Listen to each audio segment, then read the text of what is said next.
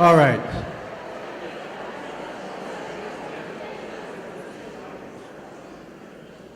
Let's just share just a couple thoughts or analogies. What'd you get out of that film clip? How is it relevant to teacher evals? Go ahead, thanks. It's not just about pretty pitch. It's not just about one's it's about outcome. Who gets on base? So it's outcome based. That's very good. Yeah, it's not just one thing, that one thing, good thing you can do. It's also about outcome, whether or not you can hit and whether or not you can get on base. Good. What else? Yeah, go ahead. Focus a lot on like, oh, well, this person is responsible for this organization, or well, they're kind of weird. But you know what? If they get results, that's what we need. Yeah, that's right. We focus a lot on kind of criteria that's not really relevant. This person's kind of weird, or this person looks this way. What's the real relevant criteria? In baseball, it's getting on base and hitting good. I hate to say that, but hitting well. In our profession, what is it? What's the equivalent? Yeah, go ahead. Speaking of baseball fan, it's a total shift in paradigm. You've got the old school, the scouts. They grew up with the game. They saw the pitch. They heard the mitt. They heard the ball hit off the bat. You've got poor Pete down there who's got statistics. Baseball always said they were a statistical sport, but Pete's actually making them look at the hard stats. Yeah. The biggest thing you've got is you have a GM who's decided paradigm switch. We're listening to Pete. That's great. I don't know if I like the very last part of that analogy, but that's okay. But you're absolutely right. That all parts of that, those are good analogies. Number one, it is a paradigm shift. Number two, we're supposed to be an organization that prides itself on data, or in the baseball case, statistics, and yet we're not going to be using them. Let's look at the hard data, look at the hard statistics, and then you have heads of organization who's pushing for this paradigm shift, and it is controversial, you can see from that group. Right, very well done. Anybody else?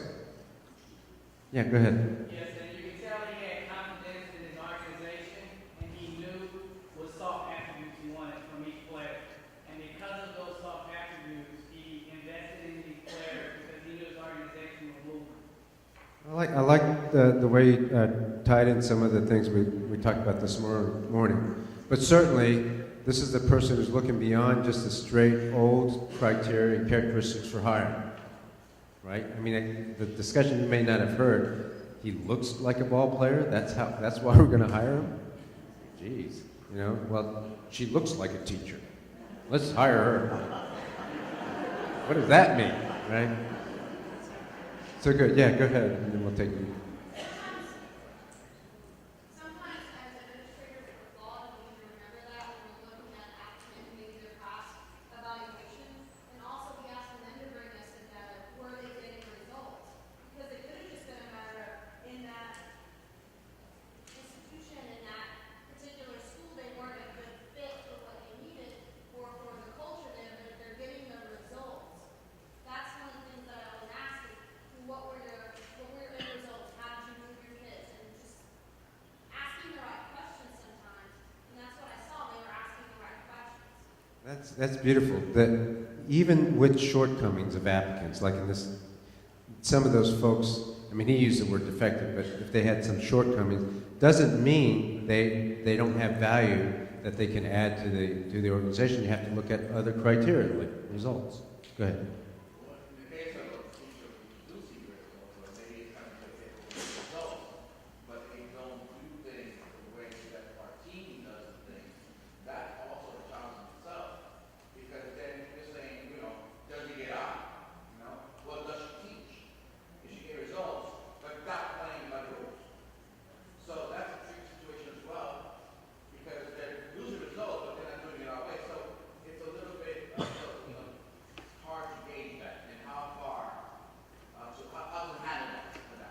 So one of the things that reminds him about this clip is that in baseball and in schools, it's a team sport.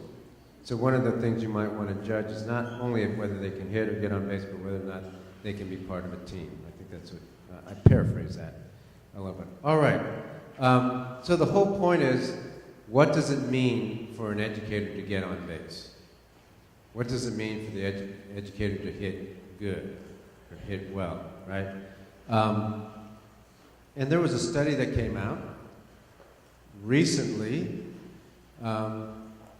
and while this is from 2010, the MET's final results came out just a few months ago. The MET project findings came out.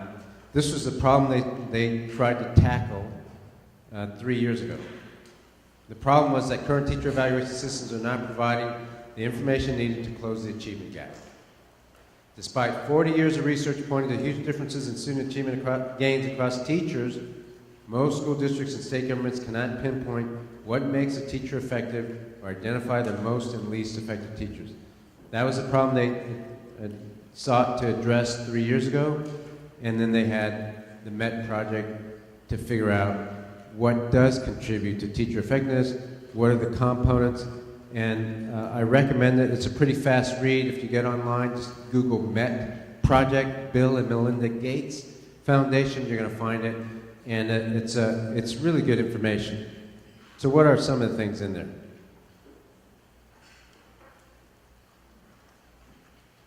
Number one, I think this is the most important finding. Effective teaching can be measured. We talked earlier this morning, that doesn't mean I can measure 100% of what teachers do, or you measure 100% of what teachers do, but it can be measured, and we got to get past this notion that good is the enemy of great. The fact that we can't measure 100% doesn't mean we shouldn't measure effective teaching. They looked at 3 big components that they think should be involved in any teacher evaluation that has effect. This is what it means to get on base. Number one is you got to have results. You have to have good outcomes. And we're going to talk about specifically what those outcomes are. Number two, you have to have good classroom observations. You have to conduct classroom observations in any teacher eval. And number three, they say student surveys make a difference, or can be used to evaluate teachers. I'll get to a more specific finding in just a minute. Those are 3 big components that they think make sense when it comes to teacher evals. And when you think about it, it's kind of what we're holding you accountable for, right? 1, raising the quality of instruction. 2, student achievement results. Now, we didn't say student surveys, but we said culture and climate of the building. And students can help do that. So these are some other findings, and I just put some of them up here. I'm asking you to read the report so that you can get a lot more detail in the graphs about it. But classroom observations are necessary for teacher evals. Not only that, they caution, though, you have to have rigorous training and certification of the observers. Assistant principals, instruction coaches, anybody who's going to be PDOS certified has to have training and have to be instructional. Otherwise, it's probably not going to be able to determine, you're not going to be able to determine whether this teacher is more effective than that teacher. Second, use observations of multiple lessons by different observers. Multiple lessons, so not the 1 or 2 times a year that you go in. The MET study, if you read that report, will say you need to have multiple observations. 3 15-minute observations is much stronger than 1 45-minute observation. Read that in the report, okay? The other thing is, a teacher, to be fairly evaluated, should have those observations conducted by more than 1 person. So we need to talk about that, and we can talk about it right now. If just the principal is conducting the 6 spots per semester, and the principal is then evaluating that teacher, we can strengthen, according to this data, we can strengthen that evaluation system by having a few of those spot observations being conducted by an assistant principal, maybe an instructional coach that's PDOS certified. We need to think about how we can do that. But the data is, it's not that one can't do it, it's just that it's more effective and more rigorous for the teacher. You get more accuracy, reliability, if you use more than 1. Okay? Turn to your partner and talk about observations as part of a teacher evaluation. Who conducts them? Are they done well by somebody who knows what they're doing? And how would you begin to think about having more than 1 person do the spot observations?